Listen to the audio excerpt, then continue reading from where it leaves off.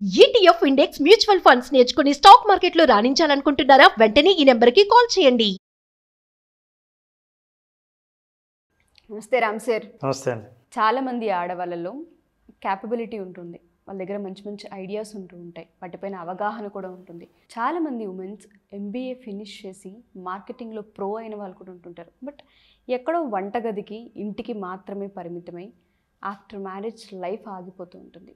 కారణాలు ఏంటి వాళ్ళకు కూడా తెలీదు. అసలు ఎందుకు ఆగాము, మా దగ్గర క్యాపబిలిటీ ఉంది, మేము చేయగలం కదా, ఆగడానికి గల కారణాలు ఏంటని అసలు ఒకసారి వెనక్కి తిరిగి చూసుకుంటే వాళ్ళకి 10 ఏళ్ళు ఖాళీగా కనిపిస్తుంది తప్ప ఒక అచీవ్మెంట్ వాళ్ళ లైఫ్లో ఉండదు. దానికి రీజన్స్ ఏంటి అంటారు? నేను చెప్పింది కరెక్టే. చాలామంది ఏంటంటే వాళ్ళు అనుకున్న ఆలోచన వేరే వాళ్ళు ఇంప్లిమెంట్ చేసినప్పుడు చూసి తడుతూ ఉంటుంది. అప్పుడు అరే నేను ఎప్పుడో చేద్దాం అనుకున్నా, ఇట్లా పలానా వాళ్ళు చేస్తున్నారు అని వాళ్ళ ఫీలింగ్ ఏంటంటే, ఎగ్జాంపుల్ చాలామంది ఆడవాళ్ళు యూట్యూబ్ ఛానల్స్ ఈ మధ్యకాలంలో ట్రెండ్ అయిపోయింది. అవి చూసి ఇంకొంతమంది నాకు ఎప్పుడో ఈ ఆలోచన వచ్చి నేను ఎందుకు చేయలేదో నాకు అర్థం కాలేదు అని అన్న వాళ్ళు చాలామంది ఉన్నారు నా దగ్గరే. నేను ఎగ్జాంపుల్ చెప్తున్నాను. ఇంకా అప్పుడు వాళ్ళ ఆలోచన ఎలా ఉంటుంది తెలుసా, నేను ముందే చేద్దాం అనుకున్నాను, అయితే ఇప్పుడు నాకు అర్థమైంది నేను కూడా చేయొచ్చు అని. అంటే అవతల వాళ్ళు ఈర్ష్య అని ఎక్కడ అనుకుంటారో అని, అది ఈర్ష్యకు లక్ష్యానికి మధ్యలో ఉన్న ఒక భావన ఎవరికి చెప్పుకోలేని పరిస్థితి వస్తుంది. చెప్తే ఆల్రెడీ ఇప్పుడా చెప్పేది, మరి అప్పుడే ఎందుకు చెప్పలేదు అని అంటారుగా. సో వీటన్నిటికి కారణం ఏంటంటే అండి, మనిషి లిమిటింగ్ బిలీఫ్స్ అని ఉంటాయి. మనల్ని మనం అడ్డుకునే కేవలం మన గురించి మన నమ్మకాలే మనల్ని ముందుకు పోనీయకుండా చేస్తాయి. ఇతరులకు మన మీద నమ్మకం ఉంటుంది, మనకు మన మీద ఉండదు. మనం చెయ్యగలం అని అనిపిస్తుంది కానీ యాక్షన్ తీసుకోవడానికి ఏదో ఒకటి వెనక్కి లాగుతూ ఉంటుంది. మరి చేయగలిగితే చెయ్యి, ఎందుకులే ఊరికే చెయ్యాల్సినంత అవసరం లేకపోవచ్చు. కొన్ని నమ్మకాలు మనిషిని రిస్క్ తీసుకోకుండా ఉండేలా చేస్తూ ఉంటాయి, రిస్క్ తీసుకోకుండా చేస్తాయి. అది కూడా ఒక ఎలిమెంట్.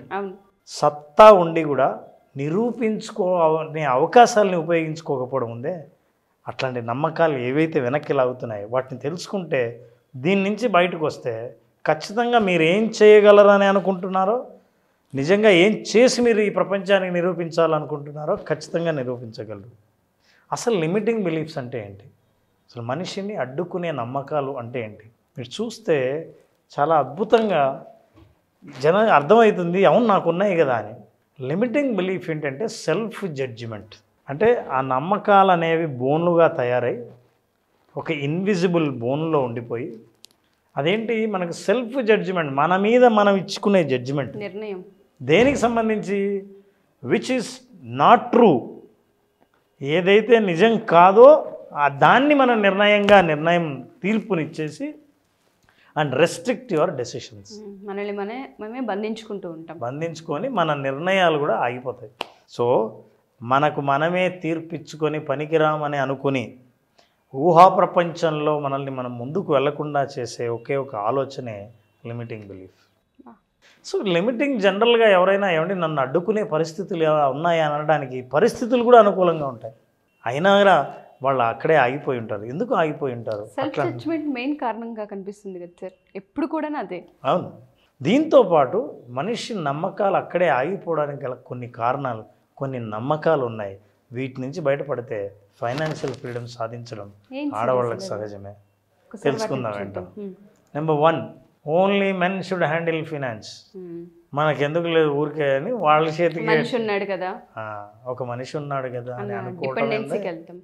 ఇందులో గౌరవిస్తున్నట్లుండొచ్చు కానీ మీకు తెలియకుండానే బలహీనత ఉంటుంది.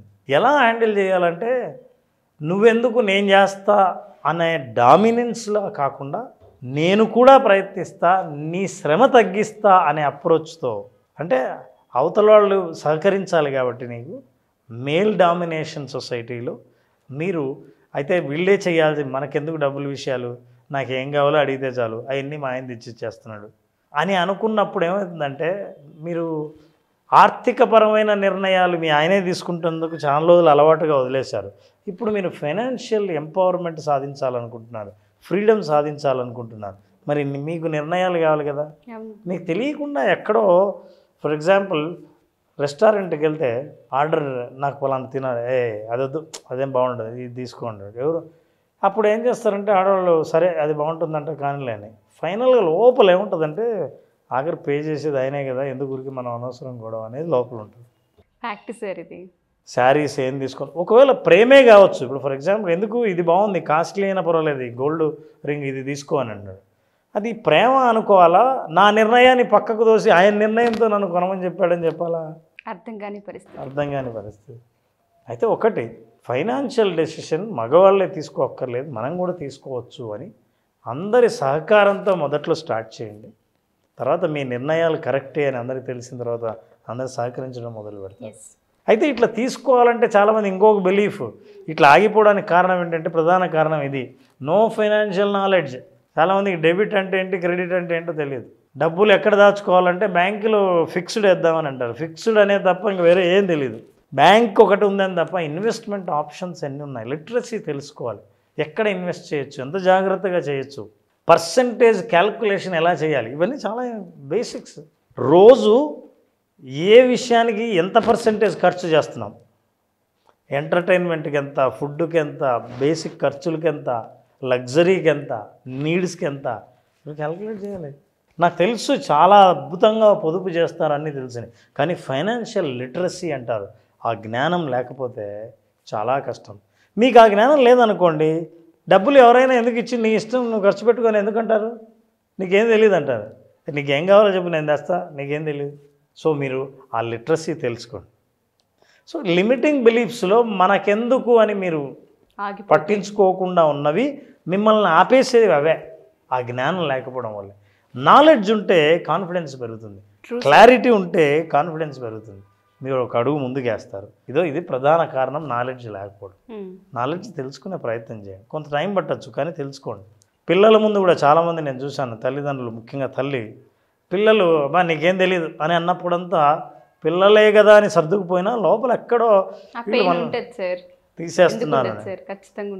రేపు పిల్లలు ఏదైనా నిర్ణయం తీసుకునే ముందు అమ్మని అడగకుండా వాళ్ళే నిర్ణయాలు తీసుకొని, ఎందుకంటే ఇంకేం తెలియదు, వాళ్ళు కరెక్టే కావచ్చు కానీ బట్ ఆ ఫీలింగ్ మీకు ఎలాగ అనిపిస్తుంది, అందుకే ఫైనాన్షియల్ లిటరసీ అవసరం. Get it. So next is the most powerful belief, limiting belief, self doubt. ఇంక సెల్ఫ్ డౌట్ గురించి చెప్పక్కర్లేదు, హాంట్ చేస్తుంది సార్ మనిషిని. రోజు చేసే వంట చేసినా సరే అవతల వాళ్ళు బాగుంది అని చెప్పనిదే అది బాగుందా లేదా మనకే డౌట్. ఆ జడ్జిమెంట్కు కొలిక్కి రాము మనం పిక్చర్ వేసుకోం, బాగుంది అన్న కాన్ఫిడెన్స్ మనలో ఉండదు. ఫస్ట్ బాగాలేదు అని అంటూనే నీ మొత్తం అనుభవము నువ్వు చేసి ఇది ఎలా చేయాలో తెలిసి ఉండి కూడా బాగోలేదా, నిన్న బాగా వచ్చిందే అంటే నీకెందుకు డౌటు.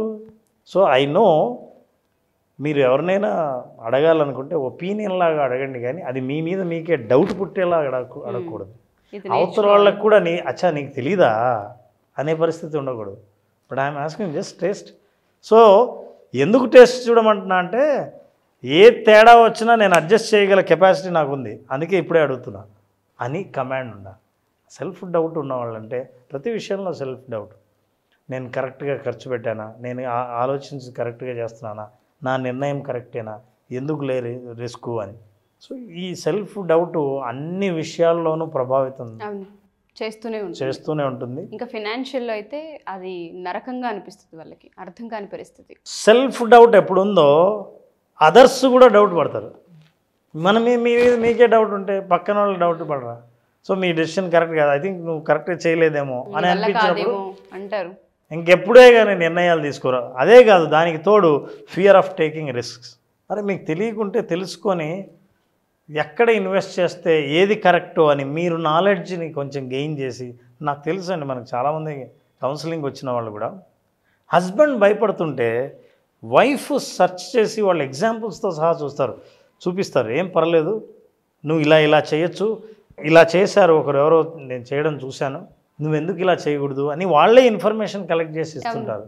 అయితే మీరు ఎప్పుడైతే రిస్క్ తీసుకోవడానికి భయపడతారో, రిస్క్ అంటే ఏంటి, బిజినెస్ స్టార్ట్ చేద్దాం అనుకుంటున్నారు, ఫైనాన్షియల్ ఫ్రీడమ్ కావాలనుకుంటున్నారు, మిమ్మల్ని మీరు ప్రూవ్ చేసుకోవాలనుకుంటున్నారు, రిస్క్ తీసుకోవాలి. ఎందుకు అనవసరంగా రిస్క్ తీసుకుంటే ఇన్నాళ్ళు ఉన్న పేరు చెడిపోతుందన్న భయంతో ఆ పేరును కాపాడుకునే ప్రయత్నంలో జీవితాంతం ఒకే చట్రంలో ఉండిపోయి బయటికి రాకుండా ఆ పేరును కాపాడుకుంటున్నామన్న తృప్తి ఒకవైపు, ఏమీ సాధించలేదే అన్న అసంతృప్తి ఇంకోవైపు రకరకాలుగా బాధ పెడుతుంటాయి. నిజంగా ఒక్కోసారి సంతోషపడాలో బాధపడాలో తెలియని కన్ఫ్యూజన్ కూడా ఉంటుంది. తృప్తి ఏమి ఉండదు సార్ జీవితాల్లో, సమాజం కోసం మాత్రమే అలా ఉంటారు తప్ప వాళ్ళకి తెలుసు సెల్ఫ్గా ఎంత వాళ్ళని హాంట్ చేస్తున్నాయి, వాళ్ళ టాలెంట్ ఎక్కడ ఆగిపోతుంది, ఎందుకు రిస్క్ చేయలేకపోతున్నారు, సెల్ఫ్ జడ్జ్మెంట్కి ఎందుకు వస్తున్నారు, సెల్ఫ్ డౌట్ అసలు వాళ్ళు ఎలా పుడుతుందన్న వాటిపైన వాళ్ళకి ఒక అవేర్నెస్ ఎప్పటికప్పుడు ఉంటుంది. బట్ ఏది నోరు తెరిచి మాట్లాడరు, నోరు తెరిచి ఎక్స్ప్రెస్ చేయరు అసలు. అట్లా ఎక్స్ప్రెస్ చేయని వాళ్ళు నేను ఎలా ఎక్స్ప్రెస్ చేయాలి, నేను ఎలా ఉండాలి అని తెలుసుకోవడానికి ఒక పని చేయొచ్చు. Search for a role model. చాలామందికి రోల్ మోడల్ ఉండదు. నేను ఎవరి మాదిరి ఉండాలి, ఒక రోల్ మోడల్ ఉండాలి. ఎందుకంటే రోల్ మోడల్ నాకు ఇష్టమైన వాళ్ళు, నేను వెళ్ళాలనుకున్న దారిలో ఆల్రెడీ వెళ్తున్న వాళ్ళని చూస్తే వాళ్ళు ఆల్రెడీ దారి ఏర్పాటు చేశారు, మీరు ఫాలో అవటమే. సో అట్లాంటి వాళ్ళు ఎవరు రోల్ మోడల్ లేకపోవడం వల్ల వాళ్ళు ఎలా మాట్లాడతారు, వాళ్ళ డ్రెస్సింగ్ ఎలా ఉంటుంది, వాళ్ళ నిర్ణయాలు ఎలా ఉంటాయి, వాళ్ళు ఏ రంగంలో ఉన్నారు, ఎలా పాపులర్ అయ్యారు, ఇన్ని విషయాలు తెలుస్తాయి. లేకపోతే మీకు మీరే ఇన్వెంట్ చేయాల్సి వస్తుంది. So lack of role models వల్ల కూడా మనకు ఏం చేయాలో తెలియని అయోమయ స్థితిలో మనిషి కన్ఫ్యూజ్ అవ్వడం కాకుండా ఆ బిలీఫ్స్ ఎప్పుడు పటాపంచలు అవుతాయంటే లిమిటింగ్ బిలీఫ్స్. కొత్త నమ్మకాలు ఏర్పడాలంటే సక్సెస్ ఆల్రెడీ సాధించిన రోల్ మోడల్స్ని కనుక మీరు చూడగలిగితే, మీకు ఇష్టమైన వాళ్ళని మీరు వెతికి పట్టగలిగితే, అప్పుడు మెల్లిమెల్లిగా మీ చైన్స్ మొత్తం విరిగిపోవడం మొదలు పెడతాయి. మీరు బంధ విముక్తులు అవ్వడం గ్యారంటీ. శృంఖలాల నుంచి తిరిగి బయటకు వచ్చి అప్పుడు పూర్తి స్వేచ్ఛను మీరు పొందే అవకాశం ఉంటుంది. సో అట్లా పొందినప్పుడు స్వేచ్ఛ కలిగిన మహిళ తనకు కావాల్సిన నేను అనుకున్న జీవితాన్ని నేను జీవిస్తున్నా అన్నప్పుడు అప్పుడు ఆ విజువలైజేషన్ చేసిన తర్వాత వాళ్ళు ఇలా కనిపిస్తారు మనకి. బా, ప్రశాంతమైన మైండ్ సెట్, ప్రశాంతము, ఆనందము తాండవిస్తుంటే తృప్తి, సాటిస్ఫాక్షన్ అనేది లైఫ్లో ఎలా ఉంటుందని. ఆ తృప్తితో మనిషి ఎక్కడికి వెళ్ళినా సరే నలుగురిలో కలిసినప్పుడు ఎలా ఉంటారంటే celebration. That is what is actually visualisation for women. ప్రతి ఉమెన్ కూడా ఈ జీవితాన్నే కోరుకుంటుంది, కానీ ఎక్స్ప్రెస్ చేయలేరు. వాళ్ళకి తెలుసు ఎక్కడెక్కడ ల్యాక్ అవుతున్నారు, ఎక్కడెక్కడ ఇబ్బంది పడుతూ ఉన్నారు, సెల్ఫ్ డౌట్ ఎలా పుడుతుంది ప్రతిసారి, ఎందుకు రిస్క్ తీసుకోలేకపోతున్నాం, ఎందుకు ఫినాన్షియల్ నాలెడ్జ్ని ఇంప్రూవ్ చేసుకోలేకపోతున్నాం అన్న వాటికి ఎప్పటికప్పుడు సెల్ఫ్ ఏవైతే ఉంటుంటాయో బిలీఫ్స్ అక్కడ ఆపేలా చేస్తుంటాయి వాళ్ళని. వాటి నుంచి ఒక్కసారి బయటికి రాగలిగితే జీవితం సెలబ్రేషన్ ఎప్పటికప్పుడు. ఉమెన్ విజువలైజేషన్ ఏదైతే ఉందో వాళ్ళకి ఏ విధంగా హెల్ప్ అవుతుంది అంటారు? చాలామంది ఆడవాళ్ళు ఇన్వెస్ట్ చేయాలనుకుని బయటికి రావాలనుకునే వాళ్ళు ఉంటారు, బిజినెస్లో ఉండాలనుకునే వాళ్ళు ఉంటారు, వాళ్ళు సెల్ఫ్గా కొత్తవేవో క్రియేట్ చేయాలనుకునే వాళ్ళు ఉంటుంటారు, వేరే రంగంలో రాణించాలనుకునే వాళ్ళు ఉంటుంటారు, ఉద్యోగానికి సంబంధించి కూడా అబ్రోడ్ వెళ్ళి చదవాలనుకునే ఆడపిల్లలు కూడా ఉంటుంటారు. వాళ్ళకి అవి కూడా ఆంక్షలే, కొంతమంది ఒప్పుకోరు ఇంట్లో. అటువంటివి చాలా ఉంటుంటాయి వాళ్ళకి అడ్డంకులు. వాటన్నిటినీ ఒకసారి ఓవర్కమ్ చేయాలి అనుకున్న మన ఉమెన్ విజువలైజేషన్ వాళ్ళకి ఏ విధంగా హెల్ప్ అవుతుంది? ఉమెన్ విజువలైజేషన్ అండి, వాళ్ళ నిర్ణయాలు తీసుకొని ఆ నిర్ణయాలకు సంబంధించిన ఫలితాలను ఫేస్ చేయగలిగిన మెంటల్ అండ్ ఫిజికల్ స్ట్రెంగ్త్ని తీసుకురావటమే విజువలైజేషన్ ఫర్ విమెన్ యొక్క లక్ష్యం. విజువలైజ్ చేసిన తర్వాత వాళ్ళు ఎక్కడికి వెళ్ళినా ఒక సెలబ్రేషన్ లాగా వాళ్ళ లైఫ్ ఉండాలనేది ఉద్దేశం. సో జూలై 25న మనం స్టార్ట్ చేసే విజువలైజేషన్ ఫర్ విమెన్లో విమెన్ ఎంపవర్మెంట్ గురించి, వాళ్ళ career growth, personal growth, relationship, financial freedom and self care, వీటన్నిటికి సంబంధించినవి ఒక్కసారిగా నాలెడ్జ్ వచ్చినప్పుడు వాళ్ళు ఏం యాక్షన్ తీసుకోవాలని వాళ్ళే నిర్ణయించుకొని లైఫ్ సేమ్ ఇదే రకంగా మళ్ళీ ఉండదు అన్న గ్యారంటీ ఇవ్వగలిగే program visualization for women. July 25th వాళ్ళందరి కోసం మనము వెయిట్ చేద్దాం. నేను ఈగర్గా వెయిట్ చేస్తూ ఉన్నాను. చాలామంది ఉమెన్స్కి హెల్ప్ అవుతుంది. Thank you Ram sir, thank you so much. Thank you so much. Suman టీవీలో మీ పర్సనల్ అండ్ బిజినెస్ ప్రమోషన్స్ కోసం కింది నెంబర్కి కాంటాక్ట్ చేయండి.